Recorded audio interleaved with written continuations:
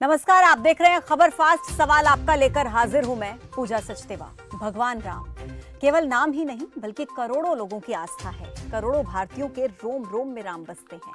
तभी तो जब देश की सबसे बड़ी अदालत ने अयोध्या की विवादित जमीन पर रामलला का हक बताते हुए राम मंदिर बनाने का रास्ता साफ किया तो देश के करोड़ों लोग साथ में जुड़ गए। सदियों के इंतजार के बाद राम मंदिर निर्माण शुरू हुआ है। लोगों में उत्साह है, कोई हजार, कोई लाख तो कोई करोड़ अपने अपने सामर्थ्य के अनुसार दान कर रहा है। लेकिन यहाँ पर बात पैसों की नहीं है, बात है आस्था की, भक्ति की और भरोसे की। लेकिन अफसोस, कुछ लोग इसके जरिए अपना उल्लू सीधा करने में लगे हैं। भोले भाले लोगों को बेवकूफ बनाकर फर्जीवाड़ा कर रहे हैं। कहीं वो फर्जीवाड़ा आपके साथ तो नहीं हो रहा, इसकी फिक्र है खबर फास्ट को। और सवाल आपका में आज हम इसी पर करेंगे चर्चा।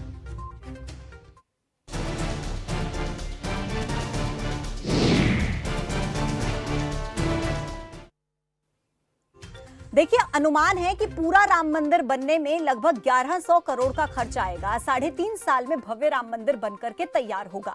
राम भक्त राम मंदिर निर्माण की एक ईंट में अपनी खून पसीने की कमाई का कुछ हिस्सा मिलाना चाहते हैं। राम मंदिर में सभी की हिस्सेदारी हो, इसके लिए विश्व हिंदू परिषद ने 15 जनवरी से समर्पण निधि अभियान की शुरुआत की है। सबसे पहले ये अभियान क्या है, कब तक चलेगा, वो आपको दिखाते हैं ग्राफिक्स के जरिए।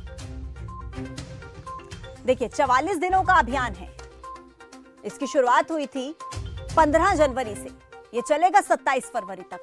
कुल 44 दिनों का ये अभियान है वीएचपी का। 27 फरवरी तक ये अभियान चलेगा। राम मंदिर निर्माण में सभी का सहयोग हो, इसको लेकर के ये अभियान चलाया गया है। और चंदे के लिए 10, 100 और 1000 के कूपन्स तैयार किए गए हैं। 2000 से ज्यादा चंदा देने पर रसीद दी जा रही है। ऑनलाइन चंदा जमा करने की भी व्यवस्था है। अगर कोई व्यक्ति ऑनलाइन चंदा जमा करना चाहता है तो व्यवस्था उसके लिए भी की गई है। अब देखिए, जब से इस अभियान की शुरुआत हुई है तभी से लोग अपने अपने सामर्थ्य के अनुसार राम मंदिर निर्माण में सहयोग कर रहे हैं। अच्छा, तस्वीरें ऐसी भी सामने आई जहां पर छोटे छोटे बच्चों ने अपनी गुल्लक तोड़ करके राम मंदिर निर्माण में दान दिया। लेकिन बदकिस्मती से कुछ लोग ऐसे भी हैं जो इसे ठगी का सुनहरा मौका मान रहे हैं। लोगों की आस्था के साथ खिलवाड़ करने का काम कर रहे हैं। पैसा तो राम मंदिर के नाम पर ले रहे हैं, लेकिन चंदे के नाम पर लिया जा रहा है ये पैसा उनकी जेब में जा रहा है। और ऐसे लोगों से हम आपको सावधान करेंगे। मामले कई जगह से सामने आए हैं। कानपुर शहर में राम जन्मभूमि निर्माण के नाम पर फर्जी रसीदें छपवा करके चंदा वसूलने का एक मामला सामने आया। कानपुर शहर में आस्था के नाम पर हो रहे इस खिलवाड़ को लेकर विश्व हिंदू परिषद के कार्यकर्ता की शिकायत पर पुलिस ने कार्रवाई भी की। खुर्जा में पुलिस ने सूचना के आधार पर रसीद छापने वाले प्रिंटिंग प्रेस पर छापा मारा। मौके से प्रिंटर, सीपीयू, एलईडी, ये तमाम सामान वहां से बरामद किया। 2 आरोपियों की गिरफ्तारी भी हुई। भोपाल में देख लीजिए, पुलिस ने गिरोह का पर्दाफाश किया। ये जो गिरोह था वो राम जन्मभूमि संकल्प सोसाइटी के नाम से रसीद छपवा करके अवैध तरीके से चंदा इकट्ठा कर रहा था। जनवरी में भी मामले सामने आए थे। यूपी के मुरादाबाद से इसी तरीके से लोगों को ठगा जा रहा था चंदा के नाम पर। अब देखिए, आप कैसे असली और नकली की पहचान करें, ये जानना बहुत जरूरी है। ग्राफिक्स हमने बनवाए हैं ताकि आप भी समझ पाएं असली और नकली रसीद में फर्क क्या है। असली रसीद पर श्री राम जन्मभूमि तीर्थ क्षेत्र ट्रस्ट लिखा हुआ है। ध्यान दीजिएगा, असली रसीद पर यह लिखा हुआ है श्री राम जन्मभूमि तीर्थ क्षेत्र ट्रस्ट। असली रसीद में पहले से अंकित है रुपए 10, 100 और 1000 के कूपन का वहां पर ऑप्शन है। पहले से इसे अंकित किया गया है। यह ध्यान देने वाली बात है। असली रसीद पर चंदा देने वाले का केवल नाम, फोन नंबर और पता लिया जाता है। इसके अलावा आपसे पैन कार्ड, आधार कार्ड, ये कोई इंफॉर्मेशन नहीं मांगी जाती, केवल आपका नाम, फोन नंबर और पता। नकली रसीदों पर ऐसे मिलते जुलते नाम हो सकते हैं। अब आपको यह ध्यान रखना पड़ेगा कि जो नकली रसीद होगी उस पर इसी से मिलता जुलता नाम हो सकता है। आपको थोड़ा सा समझदारी यहां पर दिखानी पड़ेगी कि आप कैसे असली और नकली की पहचान करेंगे। अब कई सवाल खड़े होते हैं जिसके जरिए आप जागरूक भी होंगे और सवाल आपका में हम उन्हीं सवालों पर चर्चा करेंगे। राम भक्तों की आस्था के साथ ये कैसा खिलवाड़ क्यों होने दिया जा रहा है? ऐसा कैसे इन फर्जी लोगों की पहचान हम करें? पुलिस कैसे इनकी पहचान करे? अब तीसरा सवाल, सावधान, कोई आपको ठग तो नहीं रहा? ये आप खुद से पूछिए, खुद ध्यान रखिए। आपका पैसा क्या वाकई राम मंदिर तक पहुंचेगा? ये तमाम सवाल हैं जिन पर आज चर्चा होगी। और नंबर आपकी टेलीविजन स्क्रीन पर फ्लैश हो रहे हैं, नंबर्स पर कॉल करके आप अपने सवाल पूछ सकते हैं, अपनी राय दे सकते हैं। और अगर आपके साथ कुछ ऐसा हुआ है तो मैं चाहूंगी आप इस मंच के जरिए अपना कुछ किस्सा भी शेयर करें, अगर ऐसा कुछ हुआ है, ताकि लोग और ज्यादा सतर्क हो पाएं। दो मेहमान इस वक्त मेरे साथ जुड़े हैं। ऋषिपाल सिंह अधिवक्ता हैं सुप्रीम कोर्ट के, सुरेश जोशी जो कि प्रांत प्रमुख हैं विश्व हिंदू परिषद विहिप धर्म प्रसार विभाग के। आप दोनों का ही बहुत बहुत स्वागत है। सबसे पहले सुरेश जोशी जी, आपका रुख करते हुए पहला सवाल, पहले तो बहुत ज्यादा दुख होता है कि ऐसे भी लोग आज हैं जो राम मंदिर के नाम पर, राम भक्ति के नाम पर लोगों को ठग रहे हैं, लोगों के साथ इस तरीके का खिलवाड़ कर रहे हैं, लोगों की आस्था के साथ। आप सबसे पहले दर्शकों को यह बताइए, क्योंकि विश्व हिंदू परिषद इस जिम्मेदारी को संभाल रहा है, चंदा इकट्ठा करने की जिम्मेदारी को, कैसे लोग पहचान करें कि असली लोग हैं जो चंदा लेने के लिए आए या नकली लोग हैं? बिल्कुल ठीक है आपकी बात। हमें भी इस बात का दुख है कि समाज में ऐसे लोग जो लोगों को भ्रमित कर रहे हैं वह ठीक नहीं है और उनको चिन्हित करना चाहिए, उनके खिलाफ एक्शन होना चाहिए जी। पहली बात तो यह है कि विश्व हिंदू परिषद ने यह अभियान शुरू किया और विश्व हिंदू परिषद के साथ संघ के और विविध संगठनों के कार्यकर्ता भी लगे। विश्व हिंदू परिषद और संघ के कार्यकर्ताओं की एक विशिष्ट पहचान होती है, उनकी बातचीत, उनके बात करने का तरीका, और वह सब परिलक्षित करता है कि संगठन के कार्यकर्ता जो फ्रॉड लोग हैं वो थोड़ी सी बातचीत में ही पकड़ में आ सकते हैं। तो हम बातचीत जब करेंगे, उनसे पूछा जाए कि कहाँ से आए हैं, आपके प्रमुख कौन है, नगर के प्रमुख कौन है, जिला के प्रमुख कौन है, तो थोड़ी सी बातचीत में ही वो स्पष्ट हो जाएगा कि ये फ्रॉड लोग हैं। और फिर रसीद को देख करके भी, जैसे आपने भी बताया, वो पहचान हो सकती है कि राम मंदिर का जो लोगो है वो उस पर है या नहीं है। और हम ध्यान से देखेंगे तो ये ध्यान में आ जाएगा कि रसीद जो है वो नकली है जी। इन सब बातों पर ध्यान देकर के हम पहचान कर सकते हैं और उनके खिलाफ एक्शन ले सकते हैं। ठीक है, मेरे और भी सवाल आपसे रहेंगे, आपके पास वापस लौटती हूँ मैं। पहले दर्शक हैं सोनीपत से सुमेर चंद। सुमेर चंद जी, स्वागत है आपका। जय हिंद। जय हिंद सर।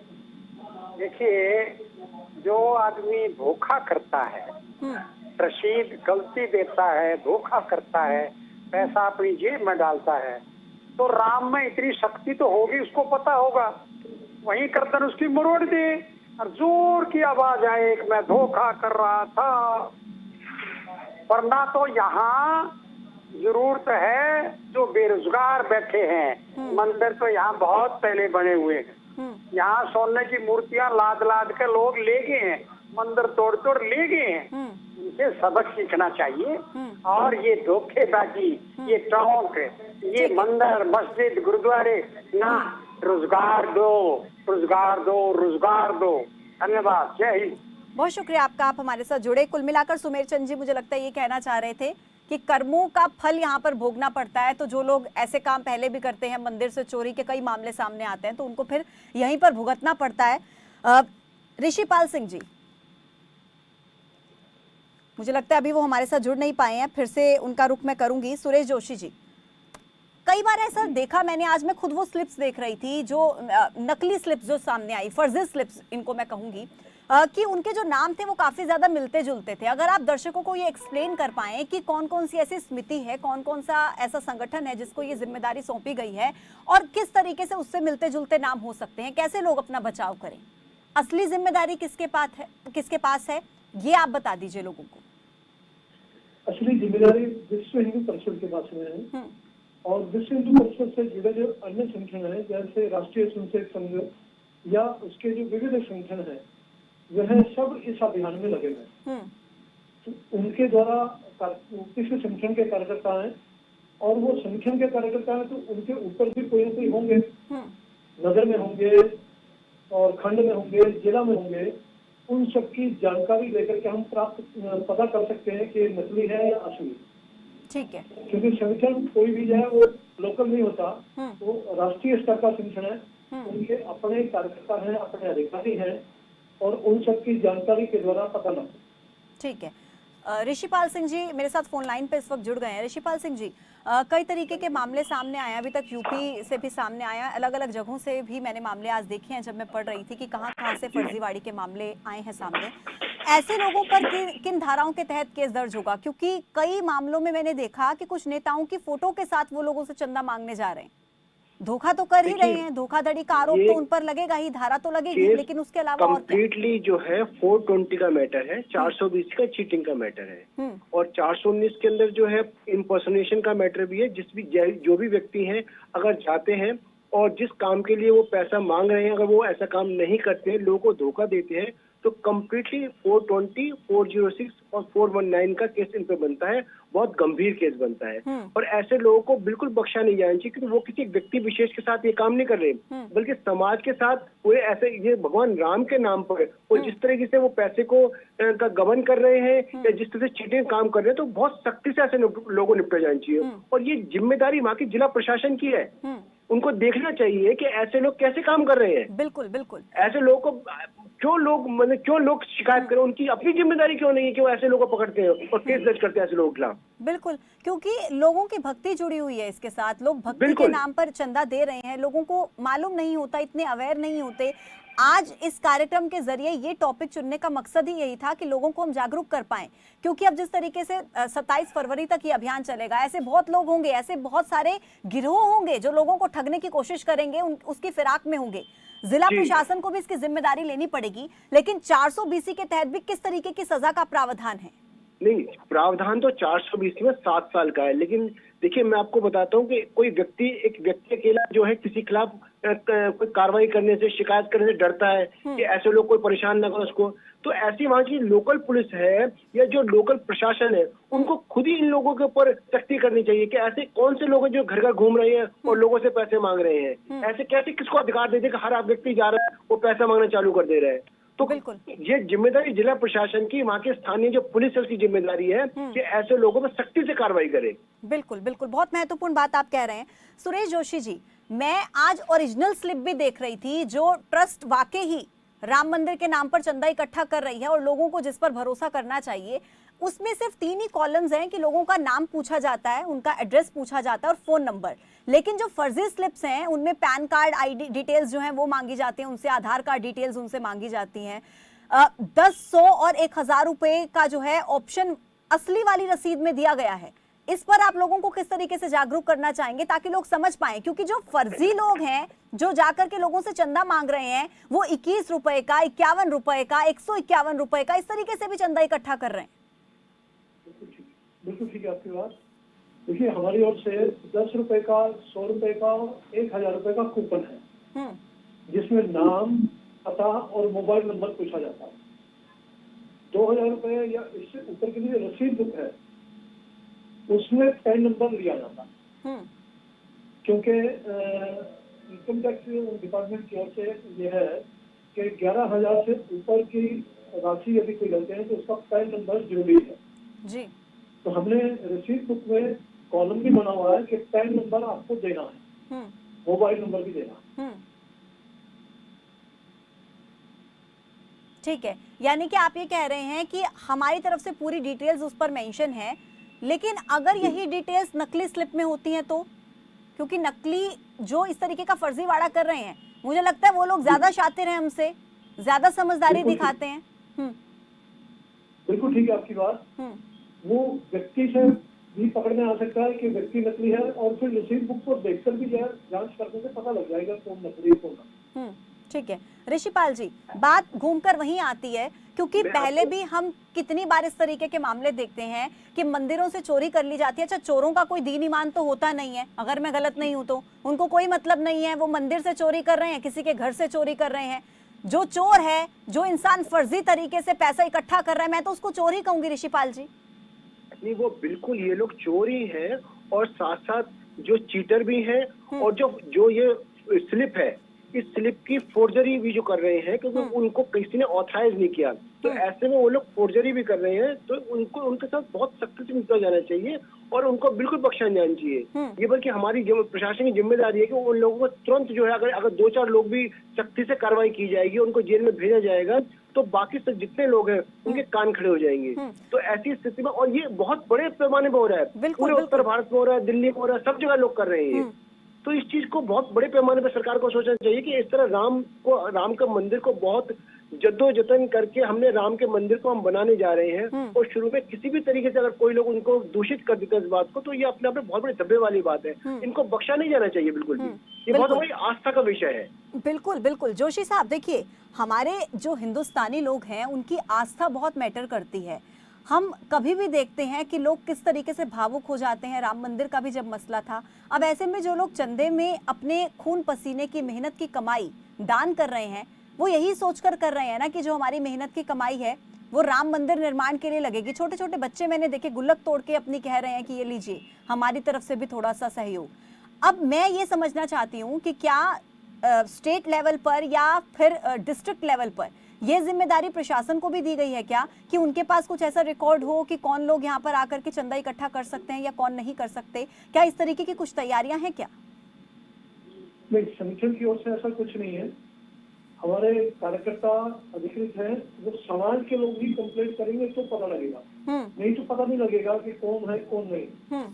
समझ, जैसे आज मेरे पास भी एक जिन से किसी ने भेजा व्हाट्सएप पर एक रसीद है जो अखिल भारतीय बाबा मोहन राम संत समागम ट्रस्ट के नाम से है, और उनका प्रधान कार्यालय कुरुक्षेत्र में दिखाया, लेकिन उसका एड्रेस कोई नहीं है, कुछ नहीं है, केवल फोटो उसमें दी गई है जी। ये देखिए जरा इस प्रकार से, लेकिन उसमें कुछ क्लियर नहीं हो रहा। तो हम अभी खोज कर रहे हैं कि यहाँ पर कौन ऐसा व्यक्ति है, और खोज करने के बाद भी क्योंकि इसमें ना मोबाइल नंबर है, कुछ भी पता नहीं लग रहा। जब तक पता नहीं लगेगा तो FIR भी किसके खिलाफ होगा। ठीक है, तो ये कमी तो कहीं ना कहीं मुझे लगता है प्रशासन की तरफ से है। फिर ऋषिपाल जी, अगर पता ही नहीं कर पा रहे हैं कौन लोग फर्जीवाड़ा कर रहे हैं। राम मंदिर का निर्माण जो हो रहा है वो एक ट्रस्ट के द्वारा किया जा रहा है, ठीक है। कोई निजी जो कोई अपना कोई निजी किसी व्यक्ति ने इसका राम मंदिर का निर्माण नहीं कर रहा। बिल्कुल। ट्रस्ट के जितने डॉक्यूमेंट्स होते हैं, जितने रिकॉर्ड होते हैं, वो पब्लिक रिकॉर्ड होते हैं। तो सरकार को खुद चाहिए कि भाई इनसे रिलेटेड जो भी अगर कोई अपने नियम बनाए, वो कानून बनाए कि इनसे रिलेटेड किसी को भी अगर चंदा देना है तो वो ऑथेंटिक पर्सन को ही देगा और उसका रिकॉर्ड रखा जाएगा। तो ऐसे नहीं कोई व्यक्ति घरों में घूम रहे हैं और वो काट रहे हैं, इस तरह से सरकार को ही खुद चाहिए कि वो किसी को अलाउ ना करे। बिल्कुल, इस पर स्टेट गवर्नमेंट्स को भी ध्यान देने की जरूरत है और डिस्ट्रिक्ट लेवल पर भी ध्यान देने की जरूरत है, क्योंकि ये मामला कोई छोटा मोटा मामला नहीं है।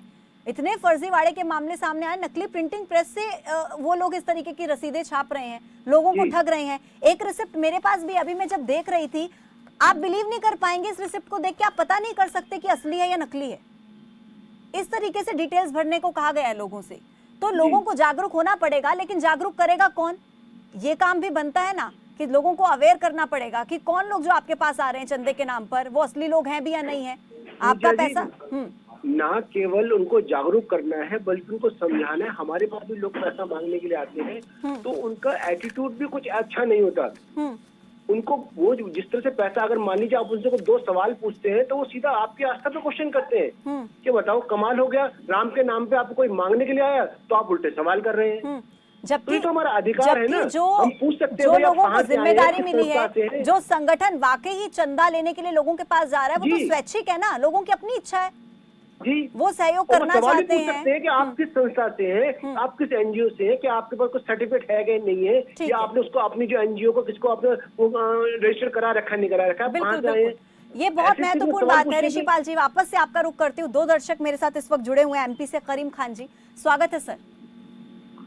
जी करीम खान जी, मुझे सुन पा रहे हैं आप? जी जी जी हाँ जी, बताइए।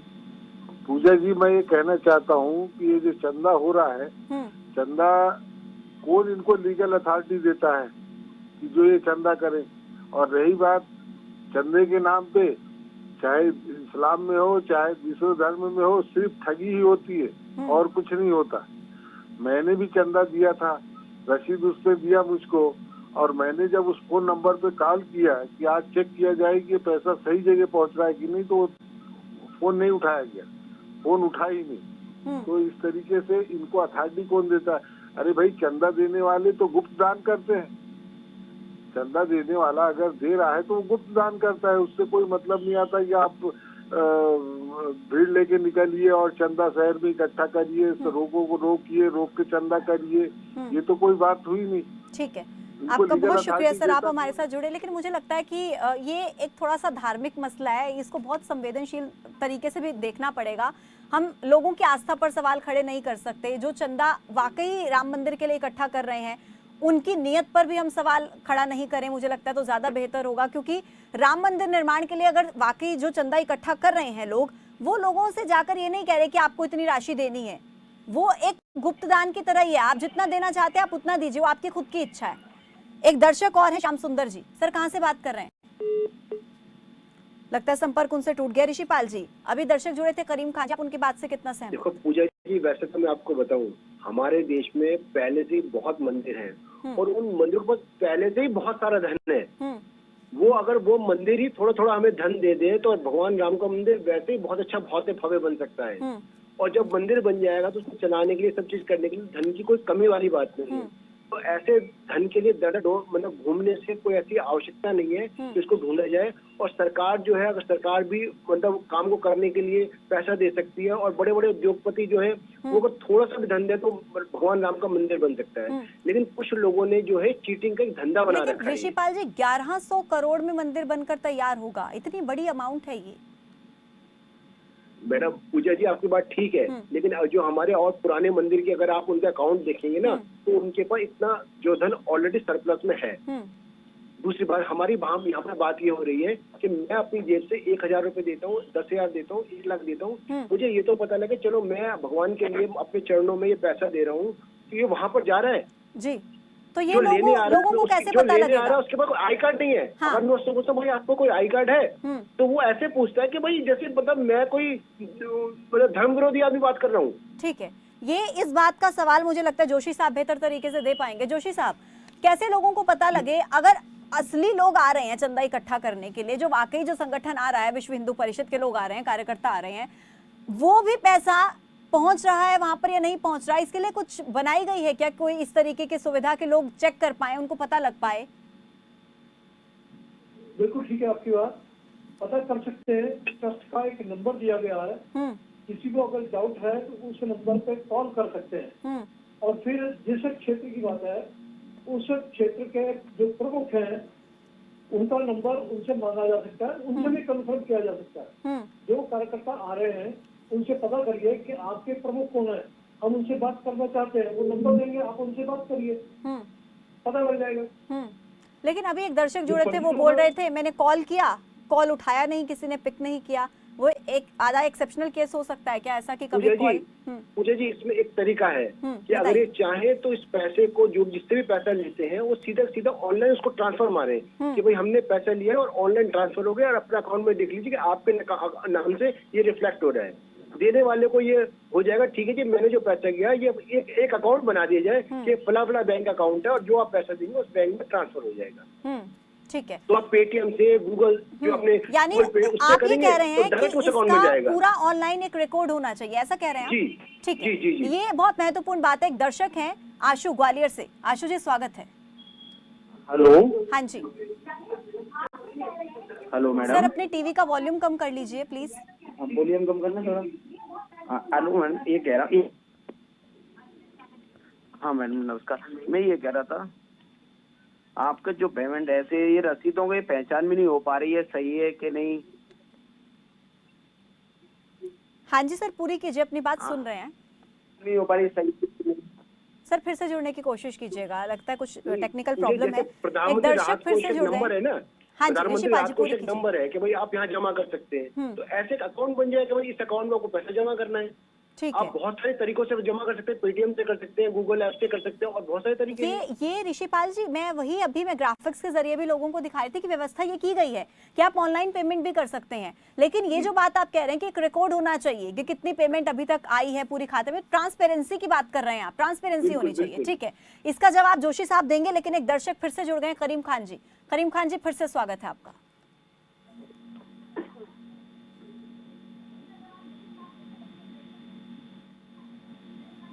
करीम खान जी, मेरी आवाज पहुंच पा रही है आप तक?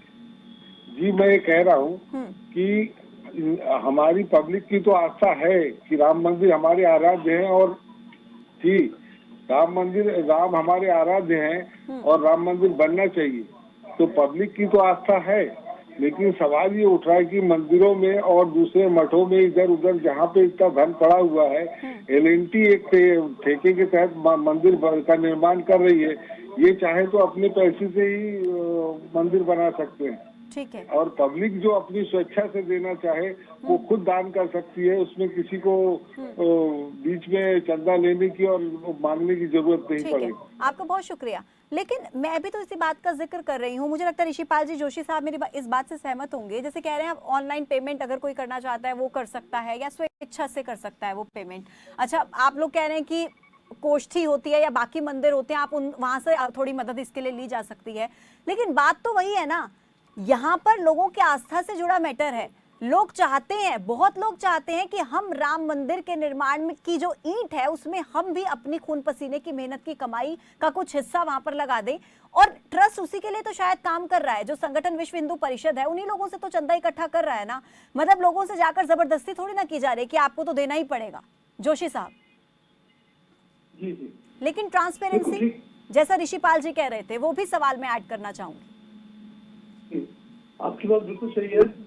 देखिए, संगठन ने पूरी ट्रांसपेरेंसी का काम किया है। लोकल लेवल पर जो भी कार्यकर्ता संग्रह करता है उसको वो तुरंत अपने जो ब्लॉक के प्रमुख हैं उनके पास उसी दिन जमा कराना है और वो अगले दिन उसको जिला लेवल पे जमा कराएंगे और वो तुरंत उसको बैंक में जमा कराएंगे।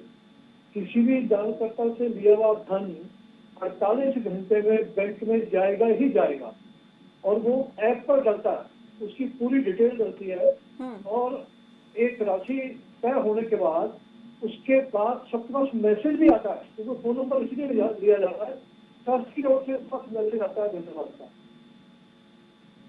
ठीक है। जोशी, सवाल ये नहीं है, सवाल ये है कि जो लोग आपकी संस्था से जुड़े हुए नहीं है, अगर वो लोग पैसा मांगने के लिए आते हैं और लोग उससे अगर ठगी हो जाती है उन लोगों की, तो उसका क्या किया जाए? जो लोग उसी आपकी संस्था से रिलेटेड है और वो जो आपने नियम बना रखे हैं उसके हिसाब से पैसा ले रहे हैं, कोर्ट और बैंक में जमा कर रहे हैं, वहाँ तक तो कोई समस्या नहीं है। समस्या तो ये है कि जिन लोगों को ऑथराइज आपने नहीं कर रखा वो जनता के पास पहुंच रहे हैं, लोगों से चीटिंग कर रहे हैं, उसका कोई मैकेनिज्म आपको बनाना चाहिए जिससे कि आपके जो संस्था के लोग और बाकी लोगों में डिफरेंशिएट हो सके, लोग जान सके भाई ये लोग ऑथराइज लोग हैं, बिल्कुल पैसा दिया जा रहा है। ये बहुत महत्वपूर्ण बात है ऋषिपाल जी। मुझे माफी के साथ रोकना पड़ रहा है क्योंकि मैं चाहती हूँ कि थोड़ी देर और हम बातचीत करते रहें क्योंकि कुछ निष्कर्ष तक निकल पाए, लेकिन फिलहाल समय की कमी है। आप दोनों का बहुत शुक्रिया, आप इस खास चर्चा के लिए मेरे साथ जुड़े और तमाम सवालों के जवाब देने की कोशिश आप लोगों की तरफ से की गई। तो देखिए, एक तरफ करोड़ों लोगों की आस्था है, आराधना है, भक्ति है, तो दूसरी तरफ राम के नाम पर हो रही है लूट, जो कि बेहद दुखदाई है। चंदे के नाम पर गंदा धंधा करना वाकई बेशर्मी की इंतहा है, लेकिन राम मंदिर निर्माण के लिए ट्रस्ट की तरफ से अधिकृत संस्था और संगठन कौन से हैं ये जनता को पता होना चाहिए, क्योंकि आपके आसपास भी ऐसे लोग, ऐसे गिरोह सक्रिय हो सकते हैं जो भगवान राम के प्रति आपके समर्पण का गलत फायदा उठा ले। तो ऐसे लोगों से आप सावधान रहिए, सतर्क रहिए। सवाल आपका, मैं मेरे साथ अभी के लिए फिलहाल इतना ही। तमाम बड़े अपडेट्स के लिए आप जुड़े रहिए खबरफाज के साथ। नमस्कार।